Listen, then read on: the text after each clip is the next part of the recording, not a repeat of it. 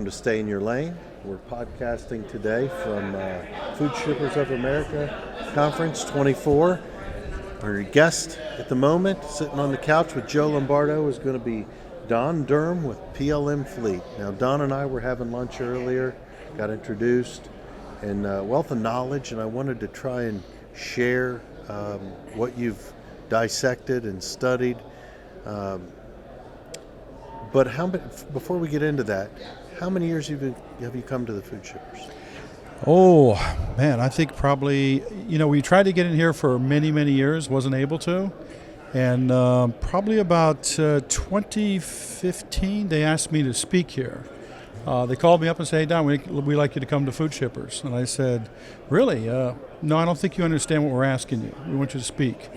And I said, "Yeah, how big is the room? 50? They said, "No, about 2,000, 1,500. You're right off the comedian." So that's how I got the Food Shippers, and we've been coming ever since. So there's no letdown, obviously. No. So from the past few years that you've been coming, you notice anything different? See anything different? A lot of the problems are still the same, but, there's been a lot of regulatory requirements. And that's kind of one of the reasons why I actually got invited to this conference, was because of the FSMA, the Food Safety Modernization Act. And quite frankly, if you've ever heard me speak on it, I say it never should have been called the FSMA, the Food Safety Modernization Act. It should have been called the Food Documentation Act. There was nothing modern about it at the time. So, yeah, I can appreciate where you're coming from. So we've got changes coming. Yeah, and let me tell you just a quick thing about my background. I was actually a deputy sheriff, law enforcement for 12 years, actually in this particular county that we're sitting in right now. Oh, Orange County? Yes, Orange County deputy, okay. Yeah. And, I uniquely understood when I saw the FSMA rules that it moved FDA from a regulatory reactionary body to a law enforcement body, where the penalties aren't just fines, the penalties potentially could be criminal prosecutions. Give you an example, Peanuts Corporation America, the gentleman's doing 28 years in jail. What corporation? Peanuts Corporation of America. It's now defunct out in... It used to be, in Georgia or Alabama, yes, I think? Yeah, Georgia, yeah. A lot of food companies got burned by that they bought peanuts from him, and they were bad peanuts. Bad peanuts. They were diseased. What was it? I can't remember what it was. Salmonella? So Salmonella. Yeah, so I think we're going to talk a little bit about recalls and why does the recall actually happen, right? So part of it is that 1,000 head of cattle come in the back door, or 20 truckloads of something comes in the back door.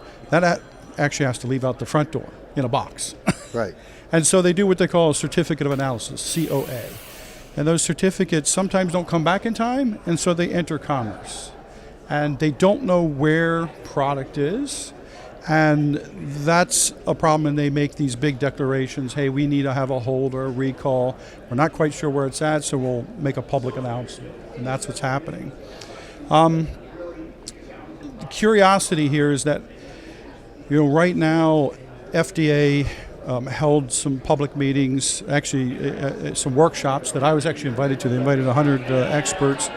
And what they were looking for was how they can do a tech-enabled supply chain. They were looking at how they could regulate food product that they didn't normally regulate. So last mile, which is, traditional last mile is from the distributor to the restaurant or to the grocery. Now it's really from the restaurant or the grocery to somebody's home, but they don't do that, so they're looking at that. So they passed some rules called the FSMA 204 rule. And that FSMA 204 rule is enhanced traceability for certain foods. Correct.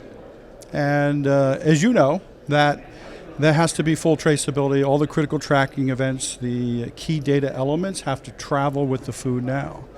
So one of those things on the list is nut butter, peanut butter cups. Yep. And will have to be now traced all the way from its origin all the way to the end. So when FDA gets a outbreak or they get a consumer that makes a complaint, they can go right to it and then say, I know exactly where this came from.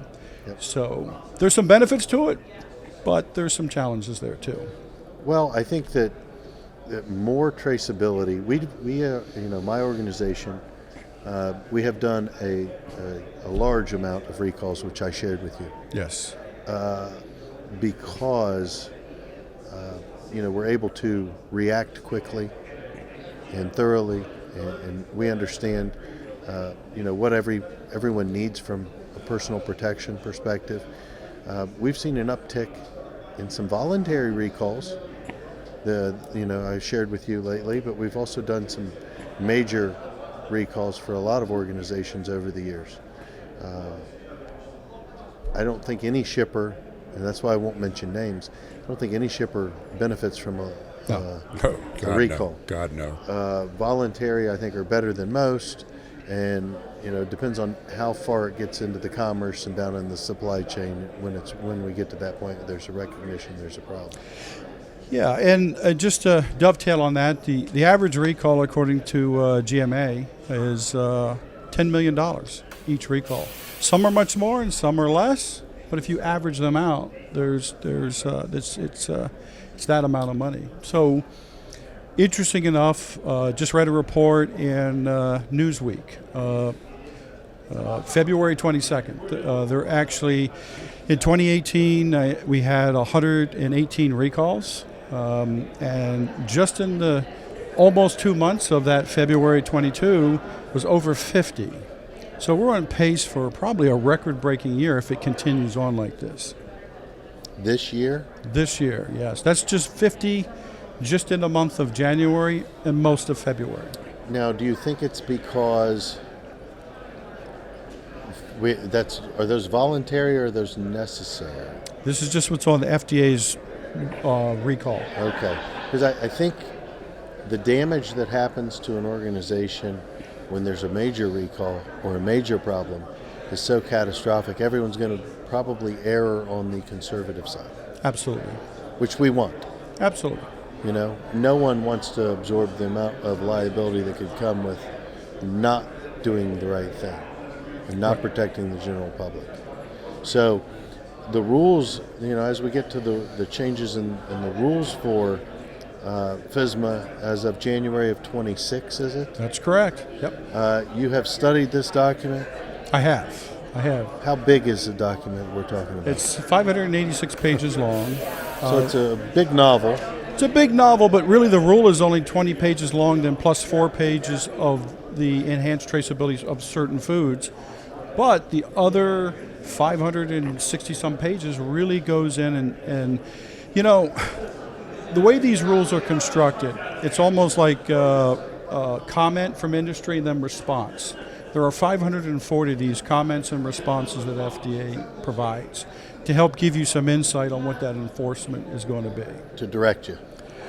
Yeah, and it's not really supposed to impact carriers. It really is for shippers, receivers, to be able to document all that. They have to put that type of information of who the carrier was, but it's not the carrier's responsibility.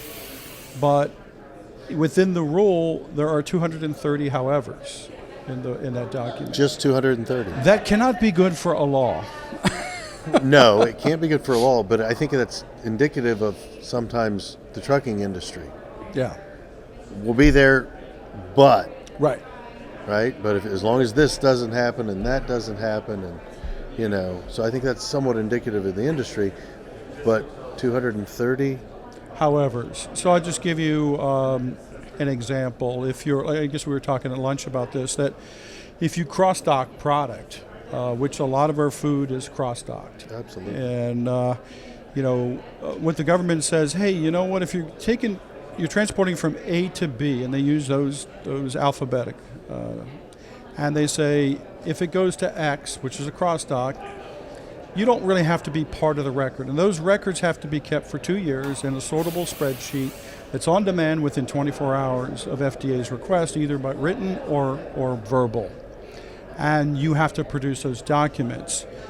But, however, if the temperature is different from the trailer, the transport unit, to the dock, then now you have to become, X has to become part of the record. So they have to document it and hold it. Hold it and then pass it on. And if you're using your cross-dock and you've got like some third party out there that's doing all that, but it's your facility, you're going to have to be part of that record. And So pool distribution points Right. immediately are going to become part of the record. If there's a temperature discrepancy. Right? Correct. And I will tell you, I ride on trailers. It's one of the things I do is I ride on trailers with drivers, and very rarely do I see the same temperature in the trailer as it's on the dock. Yeah, I don't think any dock stays the same exact temp as the trailer. I mean, the goal is for that, right? In every scenario. Right. And I don't say it's intentional in any way. But when you're in Miami and you've got 26 dock doors in a row, Right. how are you going to do that when everybody pulls out at the time that you check it? So here's the interesting thing for what my boss, my president, Keith Shipp, came to me and asked me one day. He said, what does supply chain need? And we were just getting out of a conference and we heard all these challenges. And what I said is, we need a Fitbit on a case. We need to be able to record as we go down the supply chain and not worry and not on the physicality of somebody recording it. You and I talked at lunch, you look at barcodes and there might be 4 or 5 barcodes on the same case because, we don't have a common language. Even if you use GS1 standards, there are different barcodes even within the standard, and we're all got separate WMSs or Yeah, they're not all working together. no, and it's what we've done is we've taken it's a very simple concept. We mark. We can use any digital marker. It could be a barcode. It could be whatever. We ingest that. Could be RFID. It's probably the most interesting technology that I see out there today. And with RFID, you can work in a touchless world. You don't have to singly engage each case or each pallet. What you then do after we mark it, we then digitize it in the cloud. And there's been a lot of that conversation. And you think about AI, the only way you get to AI is if you digitize everything. Correct. To be able to utilize that information. And then we utilize throughout the supply chain. And basically what we're doing is you think about an app that you join and it's permission based. And then it goes between all of the different suppliers. So we never have problems in a warehouse. We never have problems really in transportation. Unless the unit's loaded wrong, it's the handoffs that we have challenges with. It's only Transitions. the transitions, that's right. And so once you have that app and they join the network, basically, you can give me Chinese. I'll translate it to English for your facility, and then I'll spit out Spanish for you at the next facility. So basically, we're letting the software do the heavy lifting. Continue watching on the next episode of the Stay in Your Lane podcast.